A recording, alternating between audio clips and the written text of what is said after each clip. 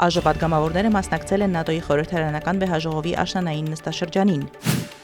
Ֆրանսիայի նախագահ Մակրոնն անսպասելի քայլ է արել, հրաժարական տված Լուքորնյուն վերանշանակվել է այդ պաշտոնում։ Բայրամովը եւ Ֆիդանը քննարկել են երկկողմ եւ տարածաշրջանային հարցեր։ Ադրբեջանի եւ Պակիստանի արտգործնախարարները քննարկել են Գազայում իրավիճակը եւ տարածաշրջանային հարցեր։ Ռուսական ուժերը հարվածել են Ուկրաինայի էներգետիկի ենթակառուցվածքներին։ Ռուսական հոպը որսացել եւ ոչնչացրել է 42 ուկրաինական անօդաչու թռչող սարք, Ռուսաստանի պաշտպանության նախարարություն։ Լատվիան ավելի քան 800 ռուսաստանցու պարտավորեցրել է լքել երկիրը, Պոլիտիկո։ Հրադադար հաստատվելուց հետո գրեթե 250,000 մարդ վերադարձել է Գազա քաղաք։ Գազայում հրադադարի ֆոնին Իսրայելը հարվածել է Լիբանանի հարավին։ Չեմ տխրել Նոբելյան մրցանակը չստանալու համար, այն շնորհվել է 2024 թվականի համար, Թրամփ։